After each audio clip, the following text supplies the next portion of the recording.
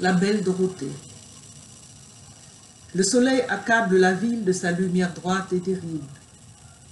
Le sable est éblouissant et la mer miroite. Le monde stupéfié s'affaisse lâchement et fait la sieste. Une sieste qui est une espèce de mort savoureuse, où le dormeur à demi éveillé goûte les voluptés de son anéantissement. Cependant, Dorothée, forte et fière comme le soleil, s'avance dans la rue déserte, seule vivante à cette heure sous l'immense azur, et faisant sur la lumière une tache éclatante et noire. Elle s'avance, balançant mollement son torse si mince sur ses hanches si larges. Sa robe de soie collante d'un ton clair et rose tranche vivement sur les ténèbres de sa peau et moule exactement sa taille longue, son dos creux et sa gorge pointue.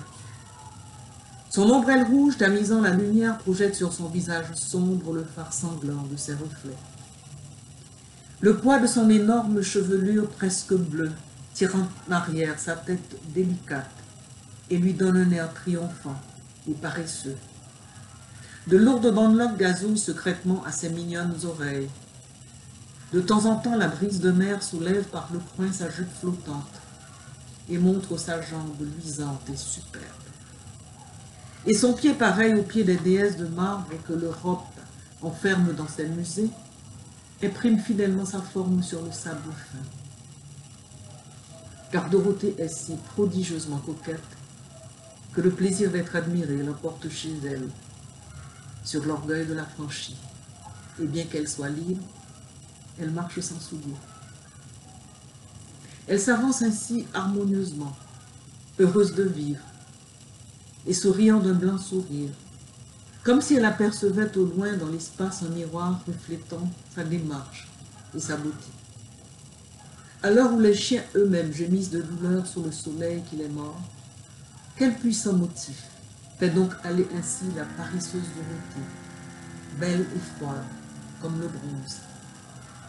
Pourquoi a-t-elle quitté sa petite case si coquettement arrangée, dont les fleurs et les nattes font à si peu de frais un parfait boudoir, où elle prend tant de plaisir à se peigner, à fumer, à se faire éventer, ou à se regarder dans le miroir de ses grands éventails de plumes, pendant que la mer qui bat la plage à 100 pas de là fait à ses rêveries indécises un puissant et monotone accompagnement, et que la marmite de fer où cuit un ragoût de crabe au riz et au safran lui envoie du fond de la cour ses parfums excitants.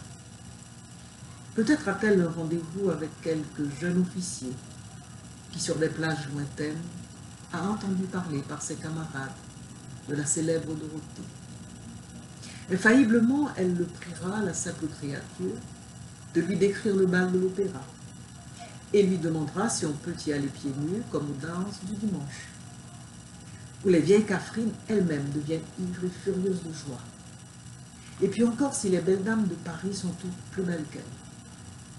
Dorothée est admirée et choyée de tous, et elle serait parfaitement heureuse si elle n'était obligée d'entasser piastre sur piastre pour racheter sa petite sœur, qui a bien 11 ans et qui est déjà mûre et si belle. Elle réussira sans doute la bonne Dorothée. Le maître de l'enfant est si avare, trop avare, pour comprendre une autre beauté que celle des écus.